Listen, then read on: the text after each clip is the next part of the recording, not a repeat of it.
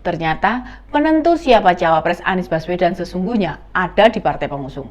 Jadi keluar-keluarnya anggota koalisi perubahan yang menyebutkan jika capres mereka mendapat privilege nyari pendamping, itu bohong belaka. Itu penegasan mantan petinggi Nasdem Pak Zulfan Lindan yang kini sudah out dari partainya Pak Surya Paloh. Ini dia info terkini Widya. Yang manifest Anies itu dikasih otoritas untuk menentukan siapa cawapresnya.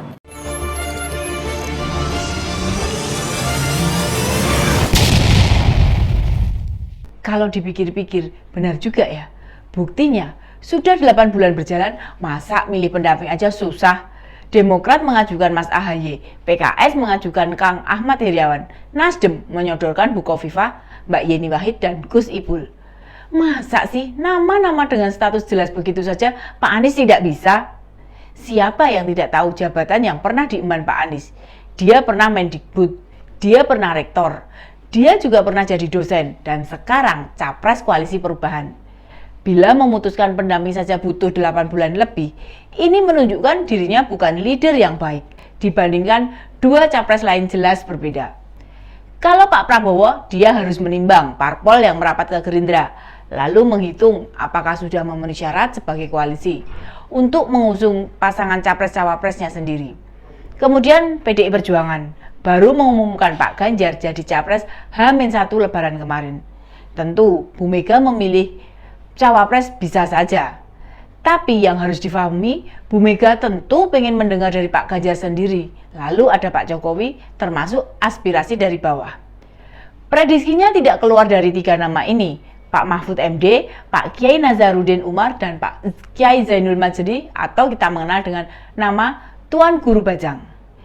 Memang PDI Perjuangan tidak butuh koalisi dengan partai lain, tetapi menghadapi Pilpres tidak boleh menyombongkan diri, harus membuka pada parpol lain agar perjuangan tidak berat sekali. Nah, kembali ke soal Pak Anies. Lamanya menentukan cawapres rupanya bukan soal menemukan orang yang cocok atau sedang menunggu parpol lain bergabung. Bagi yang mengamati sepak terjang Pak Sandiaga Uno, sejatinya dia bersedia kembali berduet dengan Pak Anies, seperti sewaktu bertarung di Pilkada. Bahkan Pak Sandi siap dengan dana besar. Masalahnya, jika nama ini diterima, Demokrat bakal out dari koalisi. Bisa jadi pertemuan di Pacitan dengan Pak SBY, saat itu Pak Anies menyodorkan nama Menparekraf. Otomatis pemberitahuan tersebut menimbulkan reaksi. Setelah pertemuan, media sama sekali tidak mendapatkan informasi apapun tentang apa yang dibicarakan. Baik Pak SBY, Mas AHY, dan Pak Anies berlalu begitu saja tanpa menyampaikan sesuatu. Ini jelas sebuah keanehan. Bukankah mestinya mereka keluar bersama dan memberi pernyataan bergantian? Makin rumitnya penentuan cawapres koalisi perubahan disebabkan antara piagam yang ditandatangani dengan fakta sesungguhnya itu berbeda. Dalam piagam disebutkan, Pak Anies dibebaskan menentukan siapa pendampingnya. Namun, jika sudah menentukan harus dikonsultasikan dengan parpol anggota koalisi. Kan ini bisa disebut diculke sirai tapi dicekeli buntute. Bahasa Indonesianya kepalanya dilepas tapi ekornya dipegang. Secara tegas Bang Zulfan menyebut posisi Anies disandera oleh parpol koalisi perubahan. Dan jika dikonfirmasi, berkali-kali mereka bilang syarat pendamping Pak Anies yang bagaimana. Jika Nasdem menyebut kader NU, Demokrat menginginkan Mas AHY, serta PKS sudah tidak memaksa, seharusnya nama definitif sudah didapatkan. Bahkan, sempat terlontar jika nama pendamping Pak Anies sudah mengerucut, tinggal membacakan. Kok begitu terjadi pertemuan antara Mas AHY dan Mbak Puan ya? Kini giliran PKS yang kebakaran jenggot. Mereka menyampaikan lebih cepat lebih baik, tapi tidak ada kejelasan apapun. Kita bisa memaknai bahwa yang disampaikan Pak Zulfan benar adanya. Namanya sudah diserahkan ya tidak perlu mendapat persetujuan, melainkan misalnya dikonsultasikan. Kalau masih harus dikonsultasikan, jelas bakal molor terus. Mestinya kalau ada kewajiban berkonsultasi pada parpol pengusung, bisa dilakukan di depan tim 8. Bukankah tugas mereka membantu capres dalam berbagai aktivitasnya? Demokrat karena sudah tidak tahan meminta deklarasi dilakukan bulan ini.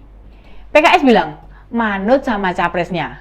Nasdem malah meminta deklarasi sebelum 16 Juli. Itu tandanya menolak usulan Demokrat. Menurut teman-teman, apakah target mengumumkan cawapres sebelum 16 Juli berhasil? Jelas kemungkinan hal itu terrealisasinya sangat kecil. Ditambah kondisi Nasdem sekarang ini sedang berkonsentrasi pada masalah hukum yang dihadapi mantan Menkominfo serta Menteri Pertanian. Komunikasi, terutama proses penentuan cawapres jelas buntu. Pak Surya Paloh seperti sengaja menghindari wartawan. Sepanjang tidak ada pertemuan semua anggota koalisi perubahan, jangan harapkan ada deklarasi cawapres. Apakah pengetahuan dan pengalaman Pak Anies kurang mendukung untuk menentukannya siapa yang bakal membantunya bila bertarung dan memenangkan Pilpres? Tentu tidak, karena jabatan yang pernah diembannya memberi dampak penting bagaimana cara Pak Anies mengambil keputusan. Kali ini tidak terlihat benar-benar bekerja keras, menemukan pendamping yang cocok. Koalisi dan capresnya sendiri menggambarkan bahwa mereka bukan kandidat pemimpin yang baik. Pengen menang, pengen tidak ada orang yang kecewa, utamanya dari tim mereka. Lalu, sewaktu memimpin semua bisa sukses tanpa kesalahan sedikit pun. Itu harapan yang tidak memiliki basis data sama sekali. Makin hari mereka berhubungan erat, namun tidak pernah terlihat mereka sebagai sebuah koalisi. Apa sih yang mau diharapkan dari capres peragu seperti ini? Kalau mengurus persiapan Pilpres saja terkatung-katung, bagaimana bisa memimpin bangsa yang besar ini untuk maju? Ditambah PR besar, memenangkan gugatan dengan WTO, betapa mengerikan posisi Indonesia yang akan datang. Supaya kita tidak ikut terkena imbasnya, mari terus kampanyekan capres-capres yang potensial, yang pemberani, yang bisa cepat mengambil keputusan. Cawapres itu bukan ban serep, posisinya tentu memiliki kewenangan dan tanggung jawab yang tak kalah penting. Kita bicara capres dan cawapres, kita ngomong masa depan bangsa yang luar biasa ini. Nasib anak cucu kita tergantung pada pemimpin. Tapi tentu bukan pemimpin peragu, tidak punya nyali, suka menjatuhkan orang lain, atau pemimpin yang manis di bibir saja namun prakteknya nol besar.